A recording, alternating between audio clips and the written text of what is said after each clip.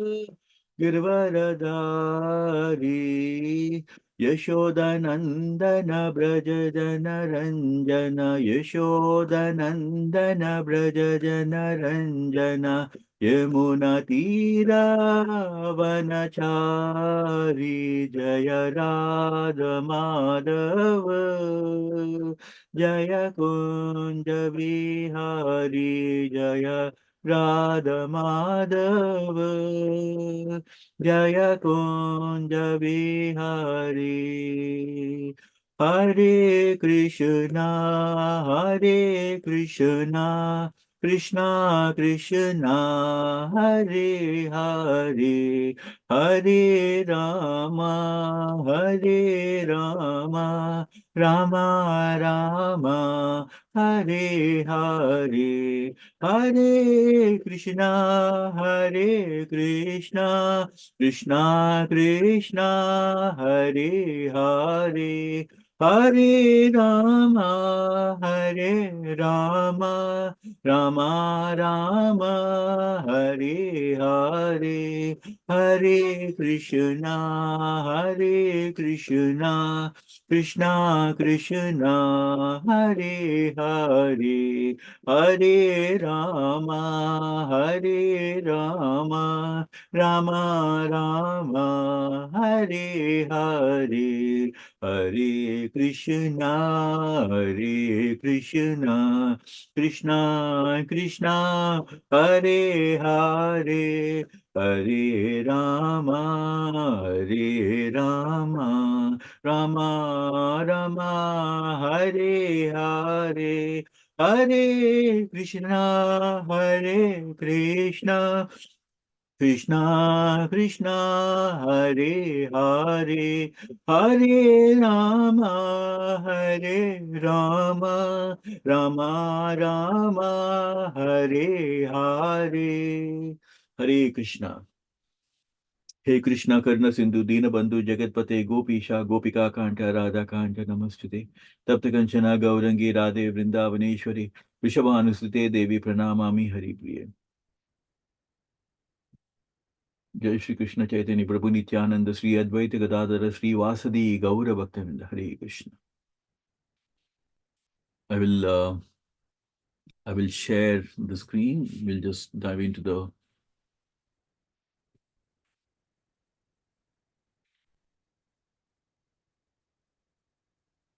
so so we were actually in the middle of chapter 39. I'll just do my this thing for Krishna. Om Namo Bhagavate Vasudevaya. Om Namo Bhagavate Vasudevaya. Om Namo Bhagavate Vasudevaya. Hare Krishna. So we were in chapter 39, and we were talking about how Akrura had gone to, Vrindavan, to Nanda Maharaj, Bhavan, Nanda Bhavan, to ask both Krishna and Balaram to come to Mathura on the invite from Kamsa. Kamsa was making all kind of devious plans to bring Krishna and Balaram from Vrindavan to Mathura and then arrange for them to be killed by the wrestlers or by the elephant. And he was making all kind of plans, and we have seen that how Akrura is one of the someone who's actually an uncle for Krishna, and he goes all the way to Nanda Bhavan to ask Krishna and Balaram to come. And but he's Akrura. We have so much to learn from Akrura. Akrura was having so much of love for Krishna and Balaram, and he was on the way to Vrindavan. He was constantly thinking about Krishna and how to serve Krishna, and how fortunate he feels to be able to see Krishna. So it was wonderful, and he was just waiting to see Krishna. And finally, when he went out there, and when after meeting them, and how Krishna Balaram, they came and met him and met Akrura and asked him the purpose of his visit. And when Akrura tells them that they've been invited by Kamsa, and that the purpose why they have come, why Akrura had come to basically invite them, and the purpose of his visit. And Krishna Balaram, obviously, and he was basically telling them about the plans of Kamsa and how Narada came and spoke and all that. And so Krishna and Balaram, for them, it was nothing to go and, to kill Kamsa. In fact, Krishna Bhagavan says in Bhagavad Gita, Paritranaya sadhuna vinasaya duskritam dharma samstapanardaya sambhavami vikami. So one of the purpose that Krishna Bhagavan also comes is to end the miscreants. And the only thing in the first part of the chapter, we discussed about how the gopis, once they come to know that Krishna is is leaving Vrindavan and he's going to Mathura, they were like so much of agony and they tried their best to stop Krishna. They also went and they were praying to see if people can stop, and they were praying to the demigods if they can just cause some thunder and things like that so that Krishna will not go. But having said that, they went to even try to stop Krishna's chariot, but Krishna had to just pacify them and tell them that, he's going to come back once the business is done. So we covered all that. And then we can see, like, of course, the gopis are the topmost devotees. They had so much of love for Krishna that they were like feeling so bad. And on the other hand, they were just just out of emotion, they were just saying, oh, Krishna likes to go away. And there's so many girls in Mathura, they're going to just come and see Krishna and all. They were having all kind of imagination. So they were all doing all these things. Now, so we covered that part. We covered till the point that where the gopis were crying all the night before the departure of Krishna, and in the early morning, how they were trying to stop the chariot and things like that, and how they were just waiting till the point that Krishna's chariot was no more appearing. So till that point, they were constantly seeing because they were so disturbed by Krishna's absence that because they know that Krishna is leaving and they will not be able to see him. So that is where actually we stopped. So I'm going to just continue from here. The Lord, accompanied by Akrura and Balaram, traveled in the chariot with great speed towards the banks of Yamuna. Simply by taking a bath in the Yamuna, anyone can diminish the reactions of his sinful activities. Krishna and Balaram took their bath in the river and washed their faces. After drinking the transparent, crystal clear water of Yamuna, they took their seats again on the chariot. The chariot was standing underneath the shade of a big tree, and the two brothers sat down there. Akrura then took their permission also to also take a bath in the Yamuna. According to the Vedic ritual, after taking a bath in a river, one should stand at least half submerged and murmur the Gayatri mantra. While he was standing in the river, Akrura suddenly saw Balaram and Krishna within the water. He was surprised to see them because he was confident that they're sitting on the chariot. Confused, he immediately came out of the water and went to see where the boys were. And he was very much surprised to see that they were sitting in the chariot as before. When he saw them on the chariot, he began to wonder whether he had mistakenly seen them in the water. He therefore went back to the river. This time he saw not only Balram and Krishna, but many of the demigods and all the Siddhas, Charanas, and Gandharvas. They were all bowing down before the Lord. He also saw Lord Sheshanag with thousands of hoods. Lord Sheshanag was covered with bluish garments and his necks were all white. The white necks of Sheshanag appeared exactly like snow-capped mountains. On the coiled lap of Sheshanag, Krishna was sitting very soberly with four hands. With four hands, his eyes were like the reddish petals of the lotus flower. So you can just bring to light, this is another beautiful divine Leela of Krishna Bhagavan. And as we always said before reading the Krishna Katha, Janma karma cha me divyam evam yoviti takrutaha chapta deham punarjanma naiti mamiti. So Arjuna, where Krishna Bhagavan tells in Bhagavad Gita that one who even understands Krishna Katha, one who knows about the Krishna Katha, Krishna's divine Leelas, Krishna's divine pastimes, once he leaves this material world, he will not come back here, but he will directly go to Krishna Loka, Goloka Vrindavan. So that is how auspicious reading Krishna Katha is. And I feel so fortunate that I'm doing this in the Association of Devotees. And this is another beautiful, when I was reading this, I was getting goosebumps to see how beautiful this Krishna Leela is. That Akrura, now having taken Krishna and Balaram, both of them in the chariot, now he's on his way. They stopped at the Yamuna and they were just taking a bath, and Krishna and Balaram took a bath, came and sat in the chariot, and then next Akrura wanted to go and take a bath, and suddenly he says Krishna and Balaram within the water, and he's surprised. I thought Krishna and Balaram were there in the chariot. How come they appeared now in the water? And suddenly when he goes back to the chariot to see the Krishna Balaram is also over there, and then when again he comes back into the water, then over there he sees that Krishna and Balaram, now you can see the actual Leela of Krishna, that Krishna was just lying on with the four-handed Vishnumurti avatar. and sitting on the Seshanag. So Balaram, Lord Balaram becomes Seshanag, and Bhagavan Sri Krishna is appearing in the form of Vishnu, Mahavishnu, with four hands in his eyes, with like the reddish petals of the lotus flower. And all the Gandharvas and all the demigods, Siddhas, Charanas, they were all bowing down before the Lord. So this is so beautiful when you bring to light that how the Yamuna River must be looking like, right? When you go to the Yamuna River, maybe just in a normal thing, if you go today to Vrindavan and you see the Yamuna River, yeah, there's a Yamuna River and there's a boats going on out there. But we can just bring to our imagination how beautiful it must have been. Imagine Lord Vishnu lying on the Seshanag, but Krishna Bhagavan himself appears in the form of Mahavishnu over there. And with the thousands of hoods, Seshanag with thousands of hood. And you can see that Seshanag was dressed up in a bluish garment as well, with a white neck. In other words, after returning to the Yamuna, Akrura saw Balaram turn into Seshanag and Krishna turned into Mahavishnu. He saw the four-handed Supreme Personality of Godhead, or Supreme Bhagavan Sri Krishna, smiling very beautifully. The Lord was very pleasing to all and was looking towards everyone with a merciful glance. He appeared beautiful with his raised nose, broad forehead, attractive ears, and reddish lips.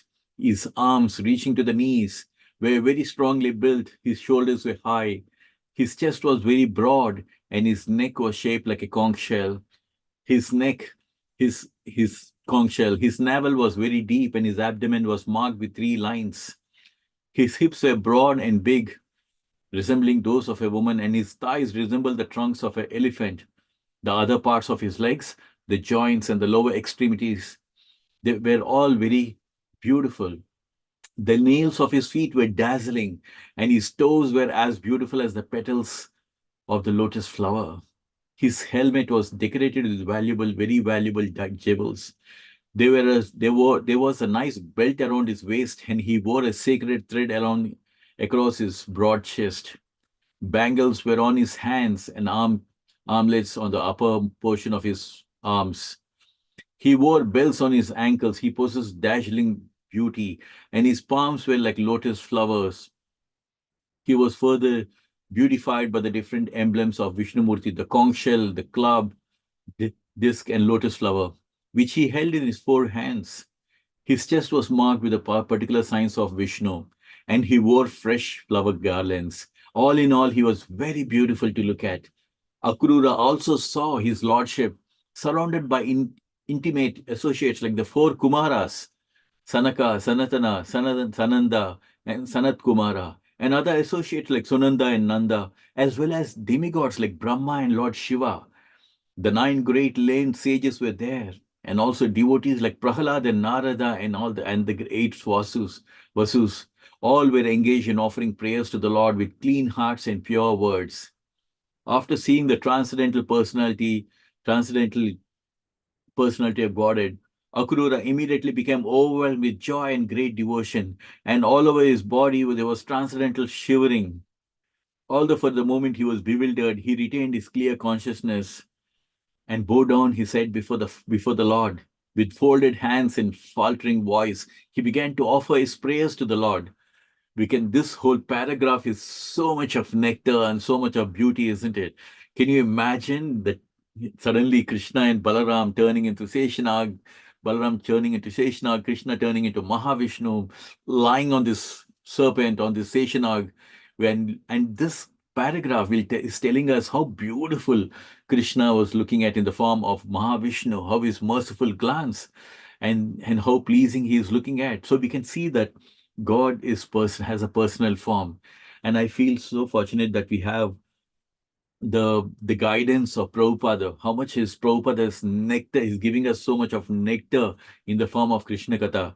And we can't thank enough even George Harrison, actually, who kind of sponsored for this Krishna book. So much of nectar that we are able to get through our Guru, Prabhupada. Tadviddi pranipatena pariprasnena sevaya upadekshanti tag jnaninas tattva darshinaha. Krishna says in Bhagavad Gita that one should approach a spiritual master and inquire from the spiritual master, and the spiritual master will give us all the knowledge which will take us closer to Krishna. And we can see how Prabhupada is giving us this beautiful knowledge of Krishna's personal form, that there is a Krishna's personal form and how Krishna expands as Mahavishnu, and how beautiful Mahavishnu is looking as just as broad and his neck's way shaped like conch shell, and he's got a beautiful jewelry studded helmet and the sacred thread around. Can you imagine how beautiful it must be looking like? So I don't know if I can just show, we had the Mahavishnu over here as well, here on my altar over here. And yeah, it's always, it's always very enchanting to see this beautiful form. And as we know, Vishnumurti appears with his four hands, like the conch shell, club, disc, and lotus flower, and how his chest is marked with this particular signs. And we can see like why we call Bhagwan Vishnu and Krishna as like the supreme personality of Godhead. As you can see that everybody, including Brahma and Shiva, they were also there with offering prayers to the Supreme Lord Mahavishnu. And we can see Prahalad, Narada, and we can imagine how fortunate Akrura must be that that he was able to witness, he was able to see this divine form of Krishna as Mahavishnu. Just like how Arjuna was so fortunate to see the Vishwarupam of Krishna, here Akrura is so fortunate to see this beautiful Mahavishnu form of Krishna. So we have to understand, and it's in the beginning I used to feel like so confused. What is the right way to understand? And it was such a beautiful analogy that was given that Krishna is like your father at home. Very personal relationship that we have, where Krishna is. We can sing for Krishna, we can offer praise to Krishna, and there is a personal relationship. And when Krishna is like, and your father on duty is Mahavishnu, and father at home is Krishna. And it was like such a wonderful thing in the beginning when somebody explained to me in that way. But here we can see that how nicely once the Krishna in the form of Mahavishnu is being worshipped by all these four Kumaras. Um, because that is one of the sampradayas, well, Kumara Sampradaya, Sanaka and Sanatana, Sananda and Sanat Kumara, and so many, all the Narada, Prahlad and Narada and eight Vasus, everybody were there. So it is such a beautiful thing to see, like, and how we can imagine, just even reading that, we feeling like so much how beautiful it must have been. And imagine Akrura was seeing with his own eyes. And for a moment, he seems to be like he's so bewildered, because I think just like even Arjuna was so bewildered, right? And all of the sudden, when Krishna showed his universal form to Arjuna, he was like, wow, he was so baffled.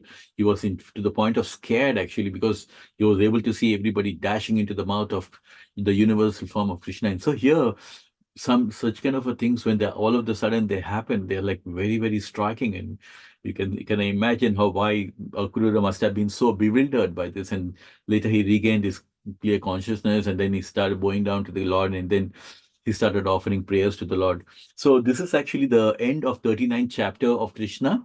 And I'm sure you will agree that this is a beautiful divine pastime where Krishna Bhagwan is revealing. And I think it is so important from this point we can understand, if we join the dots from the previous chapter to this, because Akrura had so much of love for Krishna and Balaram, that all throughout the way from Mathura to Vrindavan, to Nanda Bhavan, he was constantly thinking about Krishna and Balaram. He was just thinking like, how fortunate that I'm going to be going and seeing Krishna and Balaram. As soon as it touched the border of Vrindavan, immediately he got down to even just take the dust of the place where Krishna and Balaram walked. And he was constantly thinking like how much lovingly he's going to be witnessing to go and meet Krishna in person, and how much he was looking forward to that. And so that is, I think, from this divine Leela, we have to understand. And Krishna says in Bhagavad Gita that the only way you can understand the mysteries of Krishna is through the bhakti yoga, or through the offering of loving service towards Krishna. Only when we are having those emotions, those loving relationship with Krishna, when we are always thinking of that we want to see Krishna, when we have so much of love for Krishna, Krishna reveals.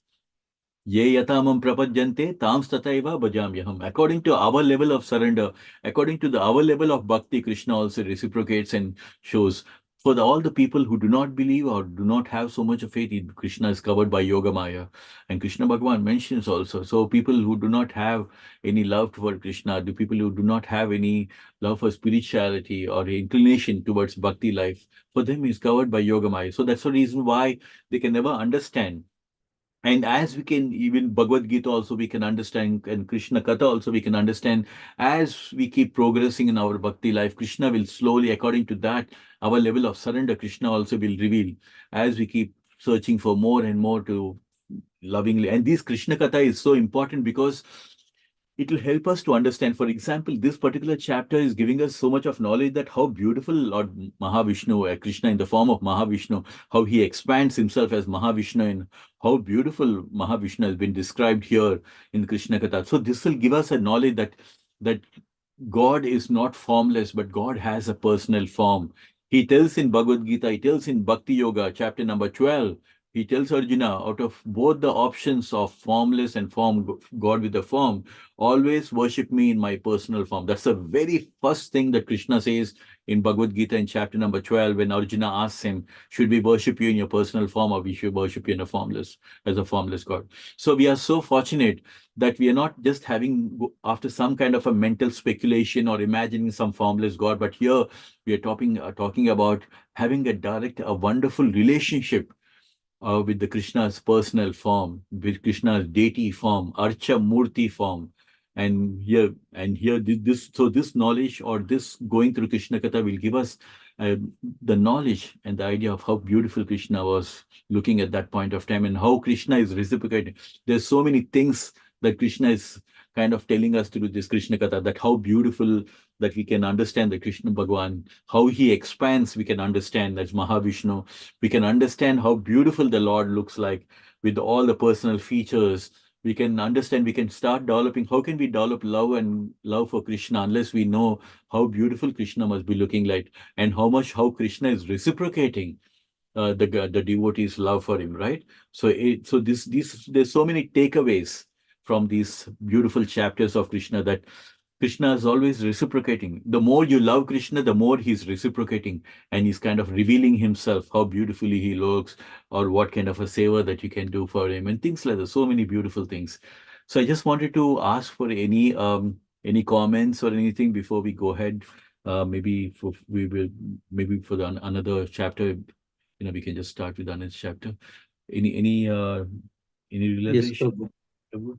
So, as you are mentioning, like Krishna reveals to his devotees, right, time and again, to Mother Yashoda, he showed the universal, whole billions of universes in his mouth. Now, Yes, for Akrura, he was always longing for Krishna's, pastime. So Krishna showed Vishnu Avatar yes, similarly to Arjuna. abs- So, so if you do one step, he's ready to show us.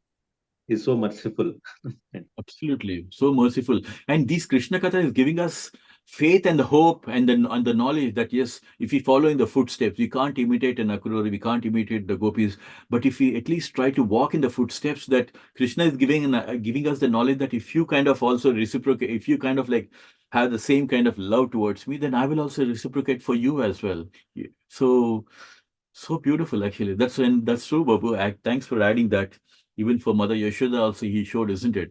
And last time when I went to Vrindavan, they showed one of the monk. He showed this is the place where Krishna showed, Mother Yashoda when he opened his mouth, and I was like, oh my God, that's so amazing, Krishna. The place where he showed also, it's still That's Brahmanda Ghat, right? Brahmanda Ghat. Yeah, it's somewhere near to the Nanda Bhavan. It's amazing, actually. Yeah. Amoga Prabhu, Anil Prabhu, anyone you want to add anything? Any Hare com- Krishna Prabhuji. Hare Krishna Prabhu? So this last paragraph, it is so beautiful, Prabhuji, as you mentioned. This is uh, also explained like every yogi has to meditate in this form, the Vishnu form with the um, Shankar Chakra Gadadhara. So this form, and also meditate on the it from the toes onwards, legs, and then thighs, and then hips, the navel. And here, when the meditation, how it is done, here when we are reading this paragraph, it is exactly the meditation itself. Exactly. This is the meditation.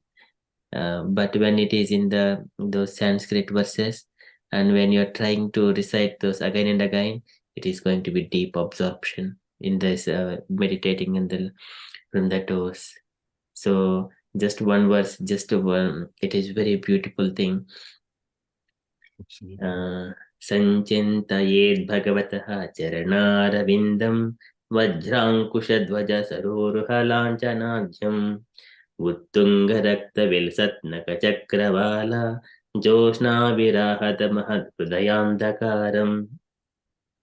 This is the Krishna's toes. It is toes with having these marks of Vajra Ankusha, Saroruha, and then Vajra Ankusha Dvaja Saroruha Lanchanajyam. Vajra Ankusha Saroruha, and then what is that? 4. Did I say 4, Prabhuji? Yeah, 4. You said yeah. Yeah, Vajra is the Vajrayuda, and then Shanka, Vajrayuda, and also lotus flower. Yeah. And these 4 symbols are, and it is very reddish, and it is very Uttunga Rakta Vilasatnaka Chakravala Josna Virahad Mahad Pradayandakaram. The light, bright light coming from the lotus feet, it would enter into the heart and it will dissipate all the darkness. Yes. So this is one of it, a beautiful thing. So there are so many things, the flood of relishing those verses. Yes, And definitely. meditating on them. Exactly this, when we are reading this paragraph, everything, his hips, Vyalambiva, Vyalambipida Varavasasya Vattamana, Kanchi Kalapa Parirambinitamba Bimbam. His hips are just surrounded by the yellow garment, and it is hanging from the waist to the legs, and his hips are very round. Pita Varavasasya Vattamana, Kanchi Kalapa Parirambinitamba Bimbam. Nitamba Bimbam, his hips are very round shape, very beautifully explained.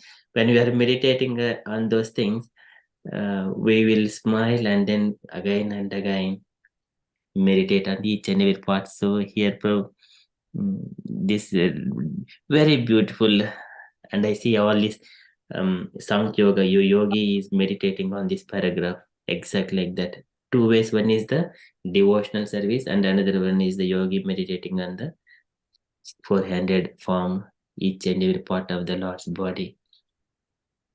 It's beautiful, Prabhuji. It's there in Bhagavatam, Prabhu, one of the cantos. Yes, Prabhuji. Very, very nice.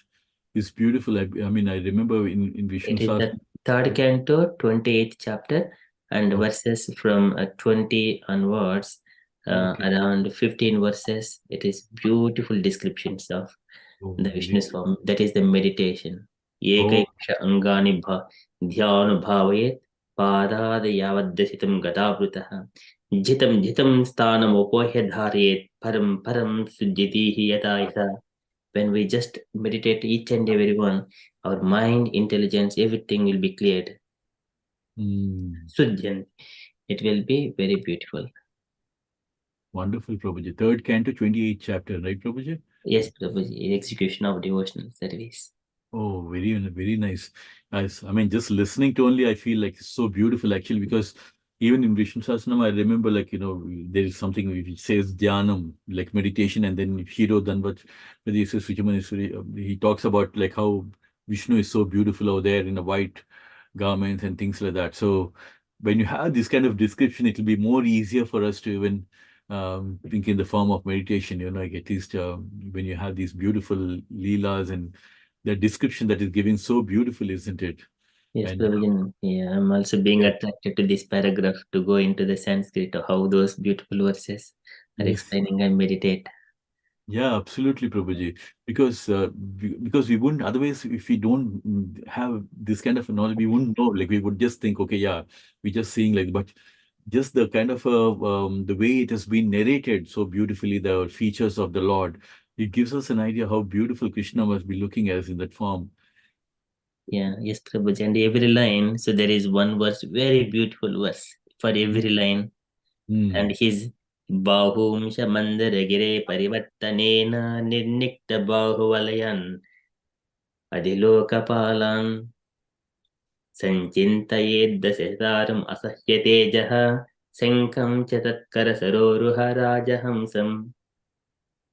It is his body Bahumsha Mandaragire Parivattanena. when he has gotten a turtle form, the turtle incarnation, all his bangles and all his jewelries, when the Mandara mountain was churning on top of his body, his all jewels, they were like a shining because of that rapid force. It feels like that. Oh, So that beautiful. is the Mandaragire Parivartanena Nidniktu Bahuvalayan Adilokapalan कौमुदिकं भगवतो दयितां स्मरेत दिग्धामराटिभटसोडितकर्धमेन मालं मधुरतवरूपगिरोपभुष्टां चैत्यस्य तत्त्वम् अमलं मणिमस्य कण्ठे नाभिहृतं भुवनकोशगुहोदरस्थं यत्रात्मयोनिदिशनाखिललोकपद्मम् व्यूढं हरित्मनिवृषस्तनयोरमुष्य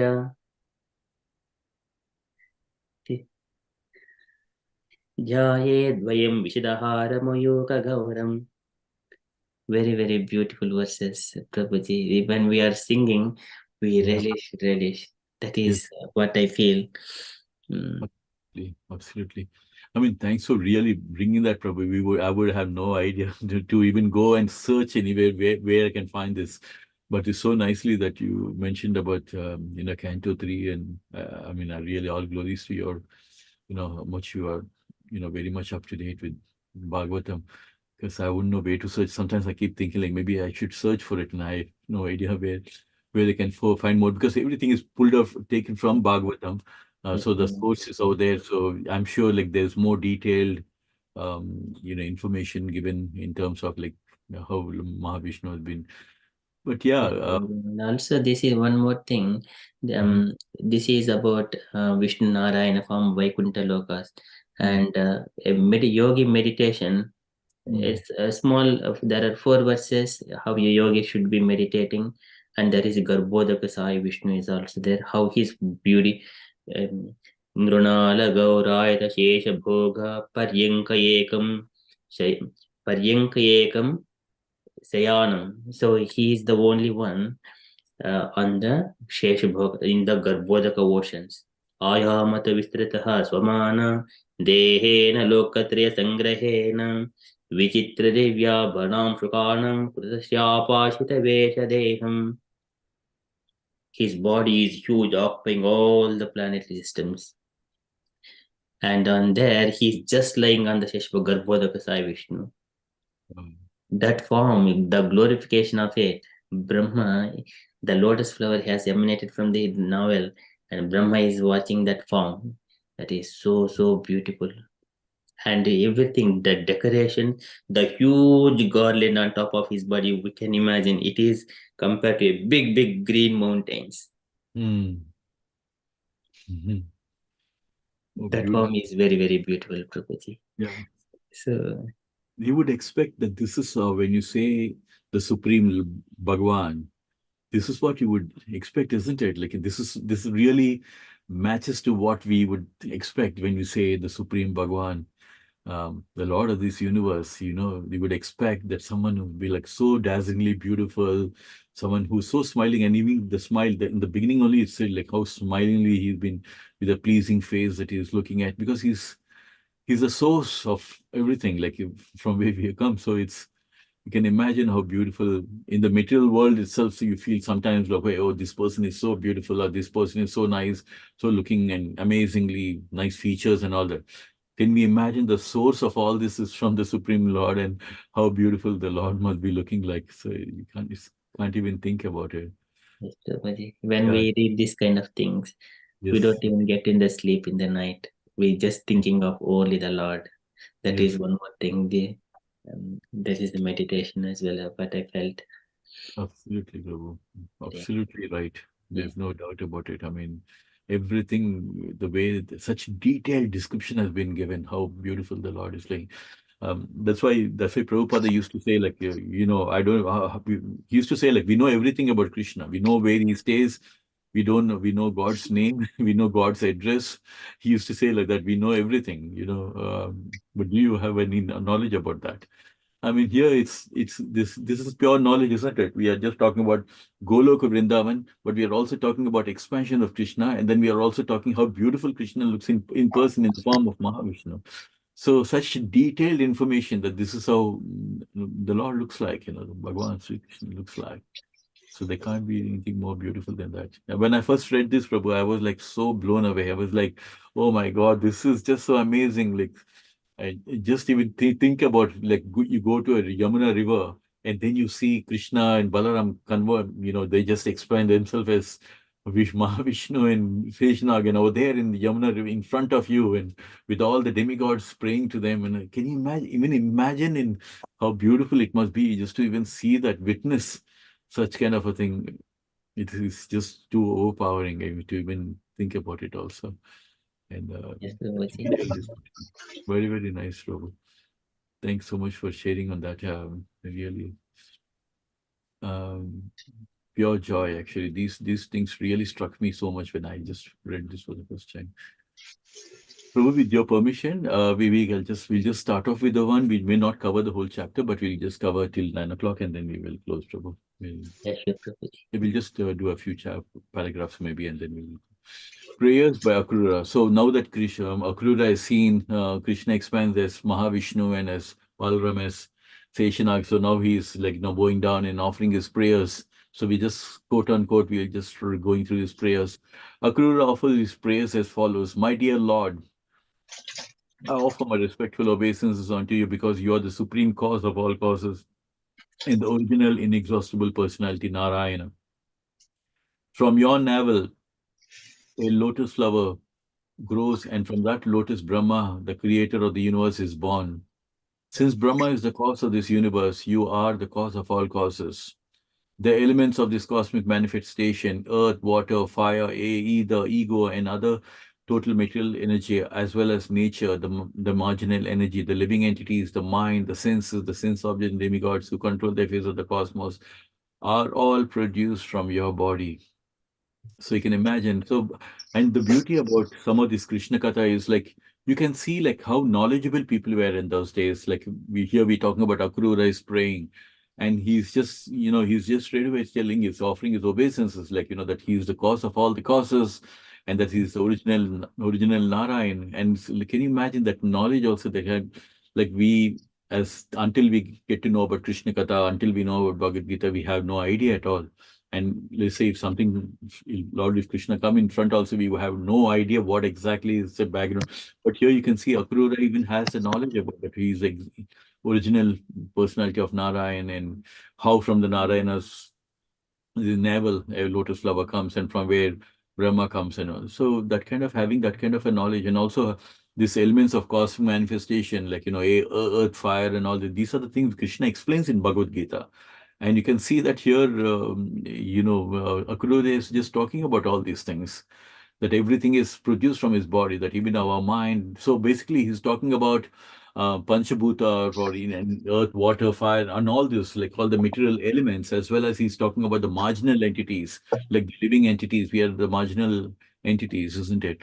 And all the sense objects, senses, and all these things which are in the they're in the material world, and everything is come out from the body. So Akrura is just offering his praise, and through the prayers itself, we can understand how much they're so knowledgeable about all these things.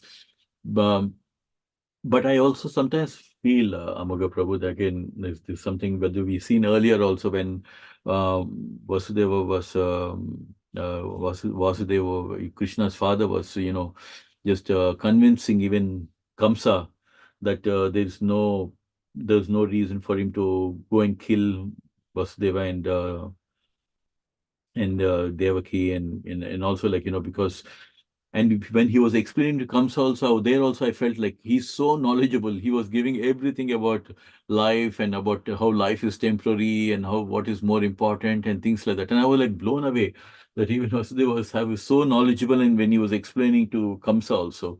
And here you can see that even Akrura also is so knowledgeable about in the way he's kind of addressing and he's offering his praise as well. Because sometimes when we do our prayers, they may not be so much on such an intellectual level or in such a knowledgeable level. We just, in the material world, we just go and pray, I want this, I want this, God, can you help me this, can you help me that? But here, even the prayers are like full of knowledge, full of, in the way they're addressing also, it looks like they are already aware of so many things about the Lord. So here you can see that Akrura is saying, you're the super soul of everything, but no one knows your transcendental form. Everyone within this material world is influenced by the modes of material nature. Even demigods like Lord Indra, Lord Brahma, being covered by the influence of material nature, does not exactly know your transcendental existence beyond the cosmic manifestation of the three modes of material nature. Great sages and mystics worship you as the Supreme Personality Godhead, the original cause of all living entities, all cosmic manifestations and all demigods. They worship you as all-inclusive. Some of the learned Brahmanas also worship you by observing Vedic ritualistic ceremonies. They offer different kind of sacrifices in the name of different gods. And there are also who are, and there are others also who are fond of worshipping transcendental knowledge. They are very peaceful, and after giving up all kind of material activities, they engage in the sacrifice known as Jnana Yajna, the philosophical search for you. So here again, Akrura, his prayer is full of knowledge. So he's saying, like he's just mentioning that to Krishna, that he is the super soul of everything, and I mean that he has got a transcendental form and not a material form. And how in the material world everybody is influenced by these three modes of material nature: sattva guna, rajo guna, and tamo guna. That and the knowledge that he has, Akrura, that he's saying, like even someone like Brahma is also coming under the influence of this material nature, and that he has no idea about actual the transcendental form of Krishna. And in the great sages and mystics are worshipping the Supreme Lord, and how even the Brahmanas are also the worshipping with great Vedic ritualistic ceremonies. So it's all showing up like, so Akrura is kind of like glorifying Krishna, and also kind of like telling like how Krishna is so transcendental and above even Brahma, that even Brahma can't make an estimate of how powerful that Krishna is, and that he's even they are also covered by this, by the influence of the material nature, and also about worshipping in transcendental. So he was talking about even Brahmins doing Vedic ritualistic ceremonies and giving up all kind of material. They're engaging in service sacrifice called Jnana Yajna, the philosophical search for you. So when Krishna says Chaturvarnya in Bhagavan, Sri Krishna says in Bhagavad Gita, Chaturvarnya Maya system Guna Karma Vibhagasha. According to the gunas that you acquired, there are four divisions of the human society: the Brahmanas and Kshatriyas and Sudras and Vaishyas. But here, so if you can understand from this, the Brahmanas, they're mostly involved in all this kind of, sacrifices and doing all kind of gaining transcendental knowledge, basically, because that's what they do. They read the scriptures, they read the Vedas, and their knowledge is to educate the society, because all like four pillars of the society, you have the Brahmanas and Kshatriyas, Vaishyas and Sudras, and each of them have, according to the gunas, have a certain duty to perform. And for the Brahmanas, their duty is to do this kind of give up all material activities and do this sacrifice known as Jnana Yajna. There are also devotees known as Bhagavatas who worship you as the Supreme Personality of Godhead. After being properly initiated in the method of Pancharatra, they decorate their bodies with Tilaka and engage in worshipping your different forms of Vishnumurti. There are others also as Shaivites, followers of different acharyas who worship you in the form of Lord Shiva. So we're just talking about, so here we can see that Akrura is continuing with this glorifying Krishna, and also offering his prayers that were about, and he's mentioning about Bhagavatas also, and how after offering these prayers and things like that, how they decorate the body with tilaka and things like that. Even now in South India, if you go to some of these religious places and some of the places like Sri Rangam and all that, you can find the Brahmanas, like, they're fully covered with all this tilaka and all that, how meticulously they follow. And so much of, when you see them itself, you'll get the divine feeling actually, because they are so much dedicatedly, they are serving Krishna.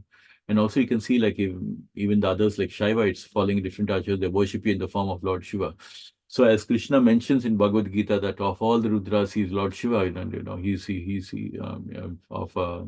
he's Lord Shiva, and he's also Lord Vishnu as well. He tells in Bhagavad Gita in the 10th chapter of the Opulences. So, and it is stated in the Bhagavad Gita that worship of the demigods is also indirectly worship of the Supreme Lord. But such worship is not orthodox, because the worshipable Lord is the Supreme Personal Godhead Narayan. Demigods such as Brahma and Shiva are incarnations of the material qualities, which are also emanations from the body of Narayan. Actually, there is no one existing before the creation except Narayan, the Supreme Personal Godhead. The worship of the demigod is not on the same level as worship of Narayan. So Krishna Bhagavan mentions also about the demigods, and Krishna is so kind. He says like, even if somebody wants to worship the demigods, he is the one who's sitting in the heart and making his faith strong in that particular demigod, whether it's Lord Shiva or Brahma or anyone else as well. So we can see that Krishna is so kind that even if somebody is worshiping a demigod, he's the one who's making the faith strong also. But then we have to keep in mind that the Krishna also mentioned that the whatever the things that the boons that the demigods give, they're all temporary. And also Krishna mentions that people who worship the demigod, they go to the planet of the demigods, and people who worship Krishna Bhagwan go directly to the Krishna Loka. So we have to be very clear with the knowledge that, some people may say, oh, well, everything is the same. You worship any god, it's the same. No, it's not the same at all. Worshipping Krishna and Vishnu is not the same as worshipping any demigods. Um, and like as Krishna himself is clarifying, that's the reason why it is so important to read Krishna Katha as well as Bhagavad Gita. So we'll get a clarity about that. And because a lot of people speculate, it's all mental speculation. They say like, oh, if you read Bhagavad Gita, you don't get anything. You have to follow Bhagavad Gita, then only you get benefit. But then Krishna Bhagavan is telling, even if you get the knowledge, transcendental knowledge of Bhagavad Gita, you can cross over this samsara. Krishna Bhagavan mentions just by having this transcendental knowledge. And just by reading Bhagavad Gita also, Krishna, there are so many things, benefits that you get, maybe as we mentioned in Gita Mahatyam, where Lord Shiva is telling Parvati also the benefits you get by even reading Bhagavad Gita, even a chapter.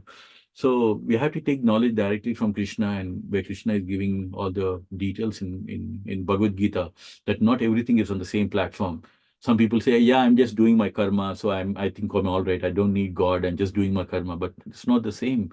Karma yoga is different from just doing your karma, because the reactions will still follow you, and any attachment. But karma yoga is also about doing things for the pleasure of Krishna, doing all the activities for the pleasure of Krishna.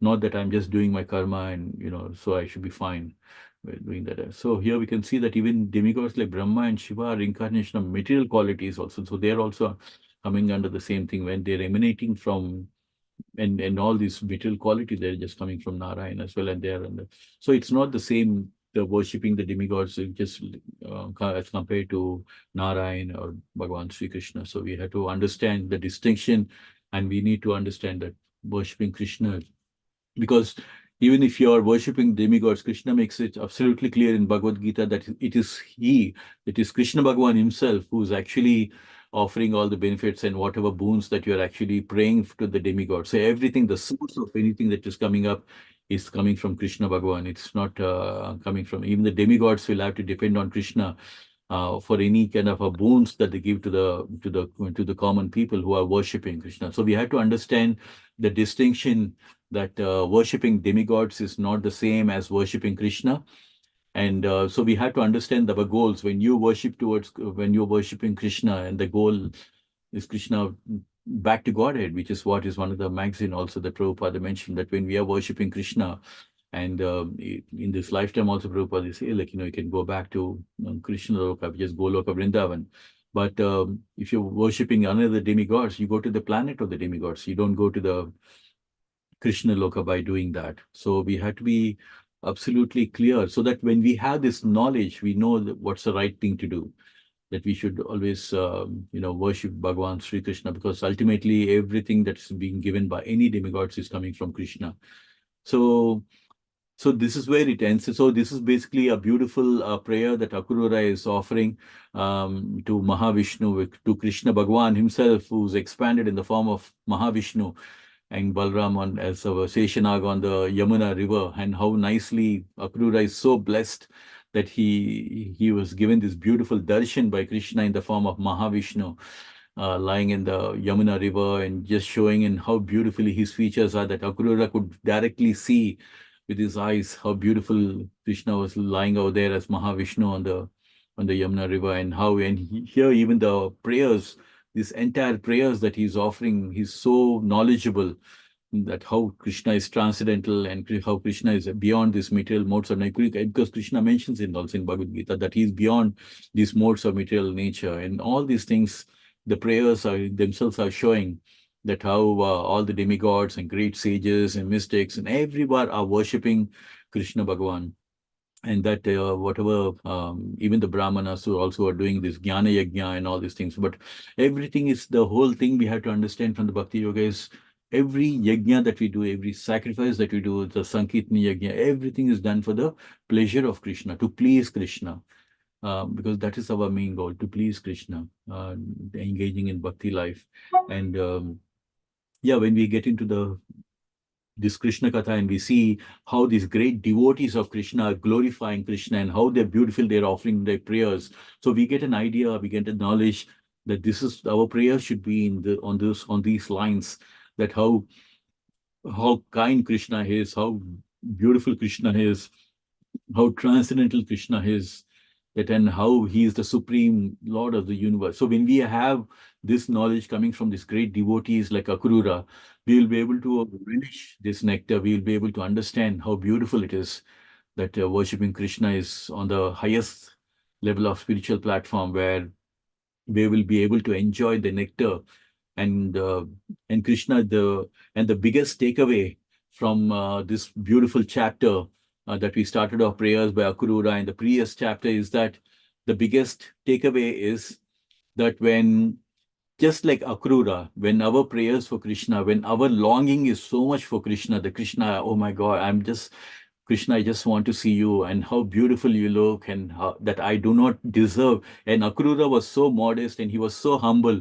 He was telling that I am not at all, I'm not worthy of even coming to see Krishna and coming to see. And that's the kind of humility. And this is the kind of humbleness that Akrura had. And he was so much relishing the nectar of just even seeing Krishna's, and even the Krishna's feet that was just on the, while he was coming back home, and even the feet and the footprints of Krishna's thing, even seeing that also, Gakrura was so much blissed out and so joyful to see, like, oh my God, Krishna is Bhagwan Sri Krishna was walking over here, and this is Krishna Bhagwan and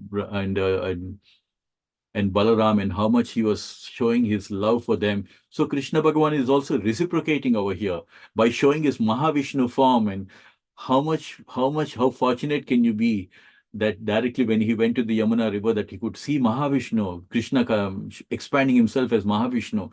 And these are the beautiful, just like how Krishna is giving those beautiful divine darshan to the gopis, that he's also doing to his old dearest devotees, like even Akrura also. He's showing his reciprocation, that because Akrura had so much of love for Krishna, Krishna also is showing his reciprocation by showing his Mahavishnu form in the Yamuna river and showing how beautifully he looks, and how all the demigods, they're just sitting out there, and they're just doing their offering their prayers to Krishna. So we can bring to light that this is the most important thing that Krishna is mentions in Bhagavad Gita. Ananya Sintayanto ma ye jana paryupashite tesham nityabhyuktanam yogashaimam vahamyaham. That when you are engaging yourself in bhakti, and when you are meditating on Krishna, when you are showing so much of love for Krishna, Krishna also says that I also reciprocate, and I take care of your yoga shemam, your welfare, and I give you what you lack, and I preserve whatever you have.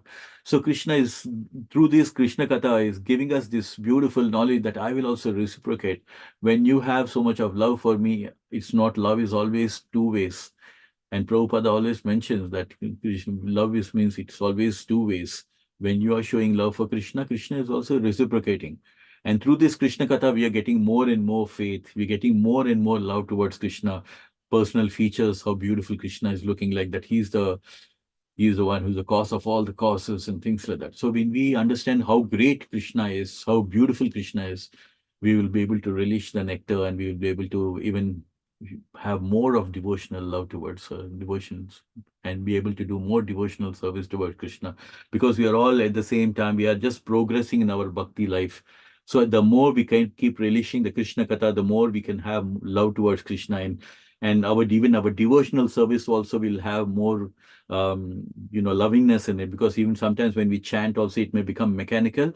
But when we have this Krishna Katha, and when we bring to our mind about Krishna Katha and how beautifully Krishna is reciprocating Akrura, and when we know about this, when we try to remember all these beautiful things, then even our chanting also will be with so much of love. It should never be mechanical. It should always be with so much of love. That Krishna, how beautifully you're given this darshan for Akrura. Oh my God! In that mood, that how Krishna is reciprocating in this through Krishna Katha, that will help us to even go deeper into our chanting also, which will help us. And Krishna will also reciprocate as Chaitya Guru within the heart, and help us to enjoy the nectar of this bhakti life towards Krishna. So I just wanted to end here. Ratan Prabhu, thank you so much for joining us. We are all, in spite of your busy schedule, Radhika Sevik Mataji, we were just, Thank you. yeah, Hare Krishna Prabhu, Dandavat Pranam. Hare Krishna, Dandavat Pranam. Pranam Prabhuji. Please go ahead. We just covered chapter 39, where Akrura was sent by Kamsa to bring Krishna and Balaram to Mathura. So he goes to Vrindavan, to Nanda Bhavan. He invites them, stays over there, sleeps overnight, and enjoys the hospitality. And next day morning, he's bringing Krishna and Balaram. So on the way, they stop at the Yamuna River to have a bath. And then Krishna starts showing the Leela of Krishna, where Akrura suddenly sees that Krishna has a bath and goes and sits in the chariot. But again, suddenly when he goes to take a bath, when Akrura goes to take a bath in the Yamuna River, suddenly he'll see Krishna and Balaram in the river, in the Yamuna River. So he's surprised, like, how come they just now had a bath and sitting in the chariot, and now again I see it in the Yamuna River. So he was very perplexed. And when he goes back to see that they're already there in the chariot, and he just comes back into the river, he sees that Krishna as chained, as he's expanded as Mahavishnu, and Balaram as Seshanag, and they appear in the Yamuna River with Shiva and Balaram, with Brahma and all the demigods offering their prayers to Mahavishnu. And seeing that beautiful Leela of Krishna, so Akrura is started offering his prayers, and that's the one which we covered. In this chapter, we just did a bit of, we didn't cover fully Akrura's prayer. We just covered a bit, because just keeping in mind about the timeline. So we just covered till here, and just showing what he's been mentioning, how beautiful his prayers are towards Krishna, that he is so knowledgeable. He understands the difference between demigod worship as well as Krishna's worship. So we just covered till here that Narayana is the supreme personality of Godhead, and worship of demigods not on the same level as Narayan. So yeah, I was just thinking we should stop here and just continue, so that next week you can enjoy more nectar. Any points, Prabhuji? Anyone wants to add anything at this stage? Prabhu, you were talking about, no, even Brahma does not know much about Krishna.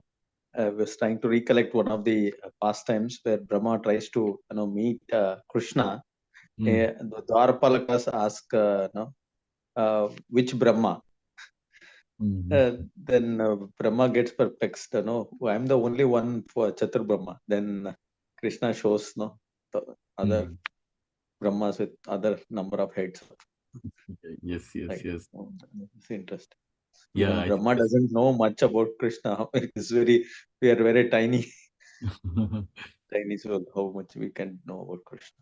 I think you have really given a nice context, Prabhu, in this, like, mentioning to just narrate the point. Yeah, that's true. It happens, doesn't it? When Brahma goes to, and he says Brahma has come, till Brahma has come, which Brahma Krishna is.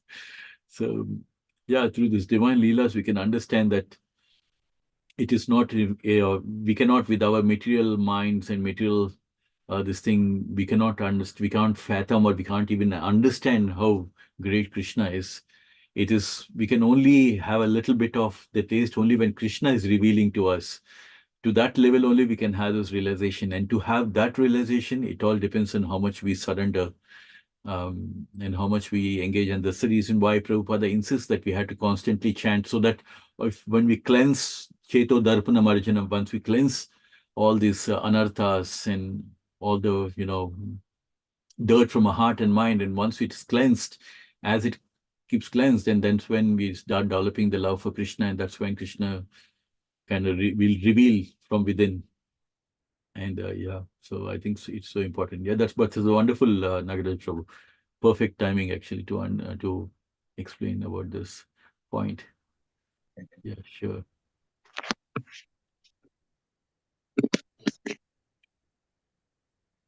Yeah, so So we covered till here. So we'll cover again next week. We'll just mention from here, from Akrura.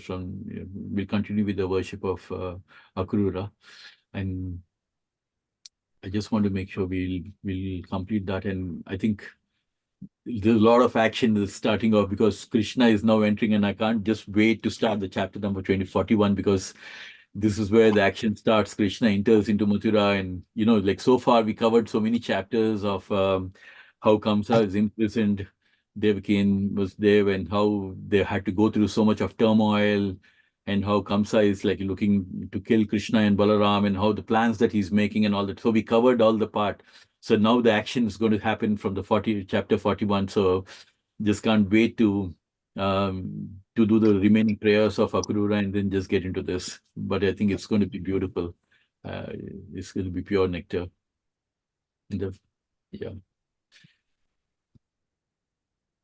Yeah. So any other points, anyone?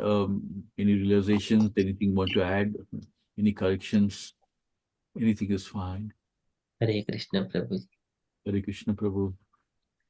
It's so beautiful, Prabhuji. The Katha and prayers are also very highly and deep. Very deep, yeah. And also, as you have mentioned, everything all points from Bhagavad Gita.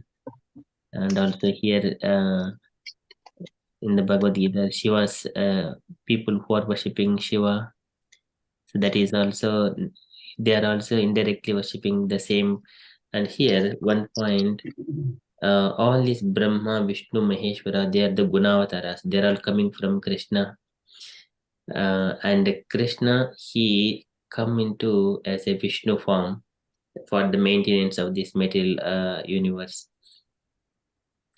That is also mentioned, but Krishna is always different from all these personalities. So just to make sure, and even though when we are approaching one of these three deities, only one has to approach only Vishnu only. Yes. Yes, Prabhu. I mean, in fact, I think it really helps us in our understanding because when we have this knowledge that the source of all the Gunavatars, as you mentioned, the source is one supreme personality of Godhead.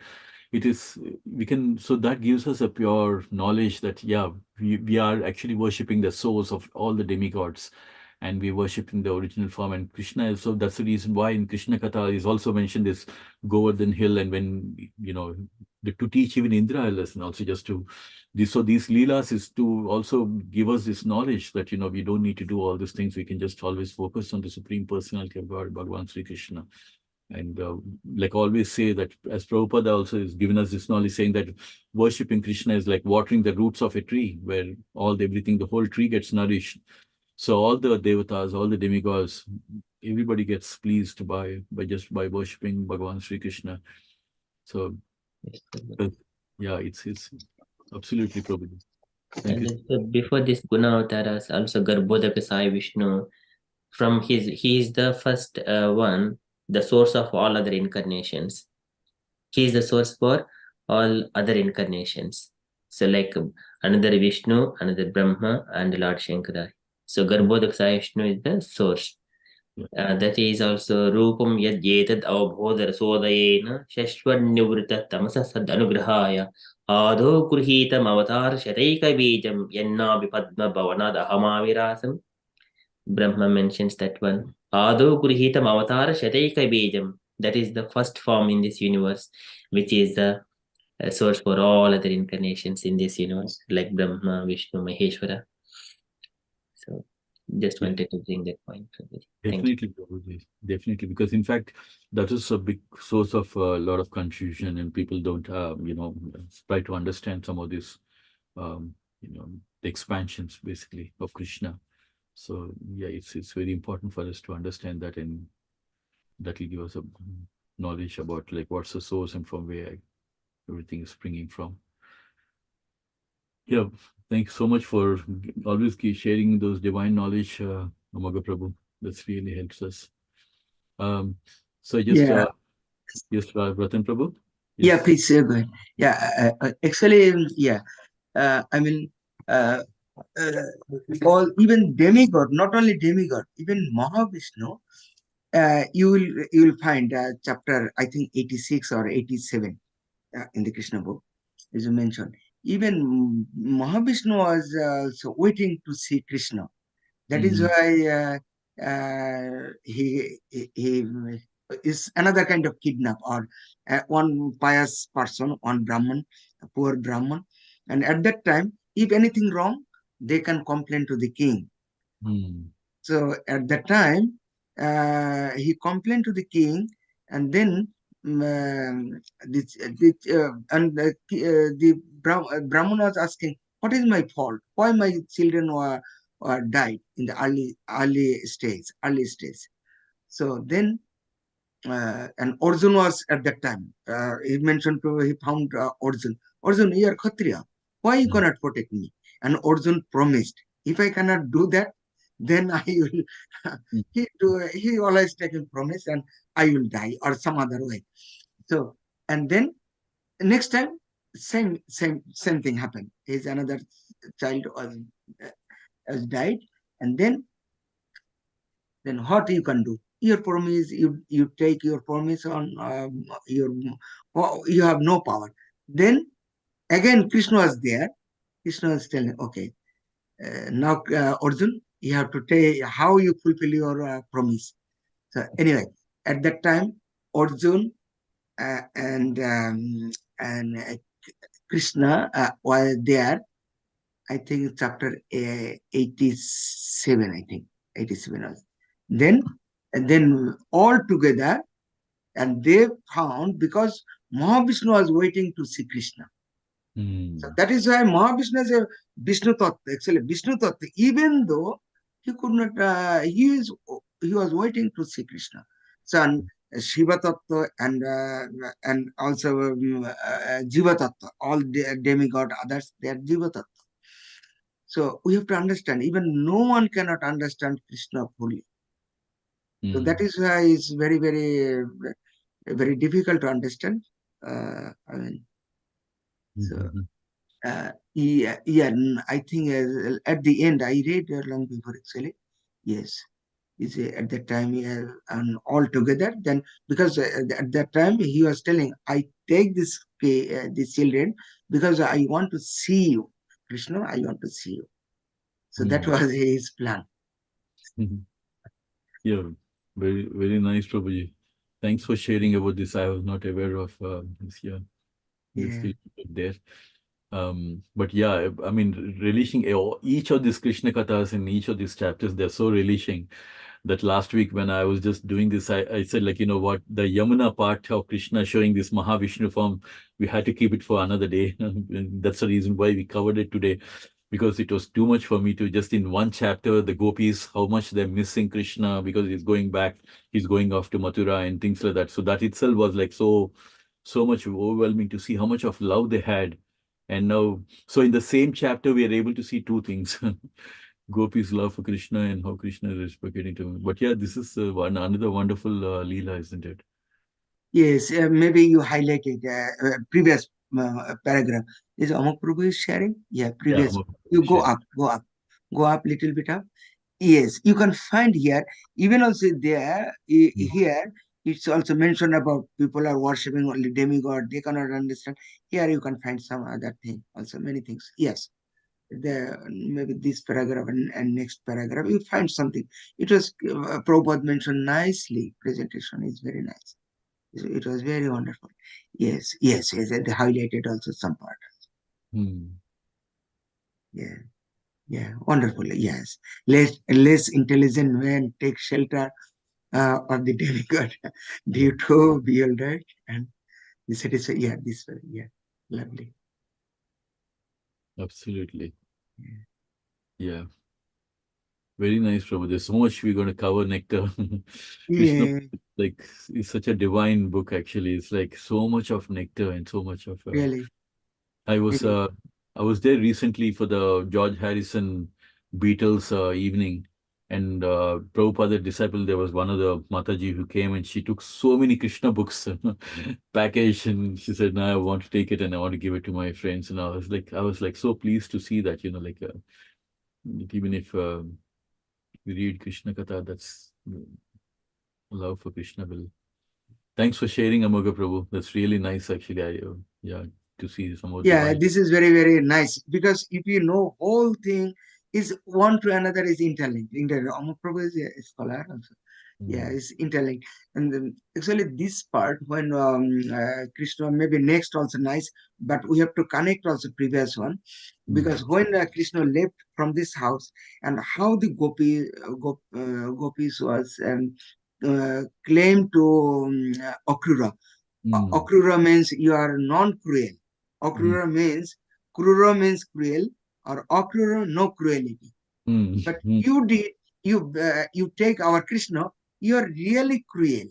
Yeah. Yeah. But this is Yeah. also very, very nice way how gopis they are lamenting, they are Yeah. crying, they are Yeah. so their life and soul, everything for Krishna. So Uh, this part also very nice. And another part also how Okrura also observed Krishna. This is also very interesting. We can find also chapter 6, text number 29 and 30 Bhagavad Gita. mm. That is a what is that? Jo I forget this one. Which जो chapter? माम पश्यन्ति सर्वत्र या जो माम पश्यन्ति सर्वत्र सर्वम चा moi पश्यन्ति. That means the meaning is for me who sees me everywhere and sees Mm, everything in me, I never lost and mm, nor he is never lost to me. And mm, previous text was a similar thing. A true yogi observe me in all being and also see every being in me. Indeed, the self-realized person sees me, the same Supreme Lord everywhere, because this situation happened for Akrira. Whenever he was taking bath, he saw Balaram, Krishna Balaram on there on the chariot, and he was perplexed. mm, Why I am seeing in the water and everywhere, left, right, everywhere in Krishna Balaram mm, surrounding. Actually, this is the Krishna Balaram who are observed for Krishna. He can mm. see everywhere Krishna. Yeah. That is the whenever I mentioned earlier, maybe another session. So that is a whenever we go to Dham, whenever visit some a Krishna place, we have to think about Okrura vision. Mode Mm, should be Okrura. That is everywhere is Krishna. I am meditating on Krishna. That's why he observed the beautiful form of Krishna. Everywhere is Krishna. So this is actually transcendental mode. We have to follow that. absolutely. Absolutely.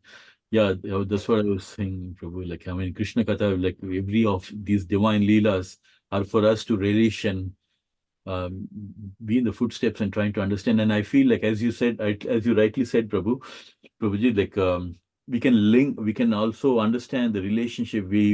I think now we will be able to relate to Bhagavad Gita, some of the beautiful instructions and slokas that Krishna Bhagwan say. If we can relate that to Krishna Katha, we'll be able to relish and understand some of these things much more better. And it's a beautiful thing that you mentioned where Krishna says, like, one who sees me everywhere, and he's not, I'm not lost to him, and he's not lost to me.